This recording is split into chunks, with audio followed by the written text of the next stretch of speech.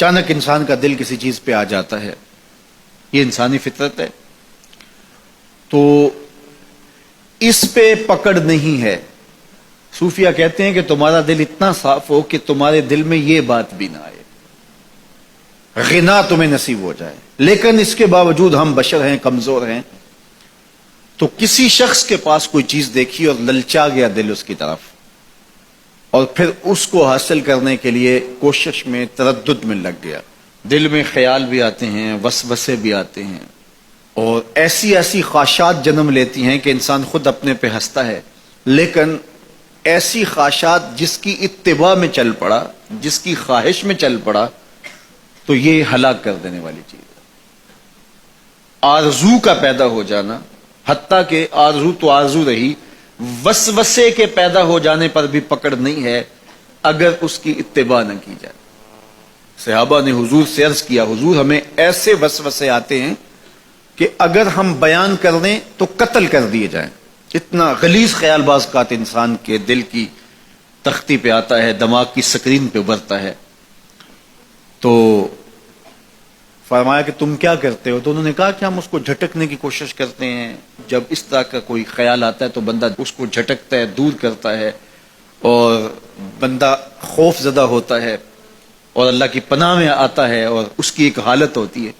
تو اس حالت کا انہوں نے ذکر کیا کہ ہم تو پھر یہ کرتے ہیں،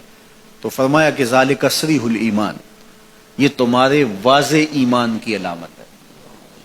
کہ اس وسوسے کے بعد جو تمہاری طبیعت میں بے چینی اور بیزاری پیدا ہوئی،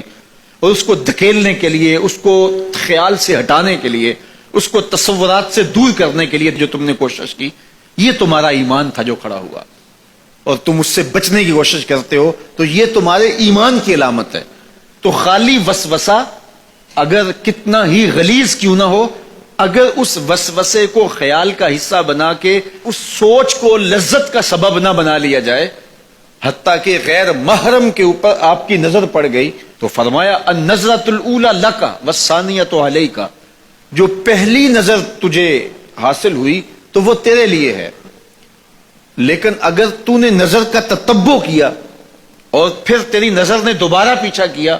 تو وہ تیرے اوپر وبال بن جائے گی۔ تو خواہش کا، وسوسے کا، اور کسی ایسی چیز کا دل اور دماغ کی سکرین پہ ابھرنا اور خیال پیدا ہو جانا، یہ کوئی بات نہیں ہے۔ انسانی زندگی کے اندر کتنے ہزار خیالات جو ہے وہ انسان کے دماغ میں جو ہے وہ پیدا ہوتے ہیں، اور پیدا ہو کر کے مٹتے ہیں، پھر نئے پیدا ہوتے ہیں۔ کبھی بھی انسان کا دماغ خالی نہیں رہتا، ہر وقت سوچتا ہے۔ آپ اگر یہ طے کر لیں کہ میں کچھ نہیں سوچنا، تو یہ سوچ رہے ہوں گے کہ میں کچھ نہیں سوچنا۔ یہ کبھی ہو نہیں سکتا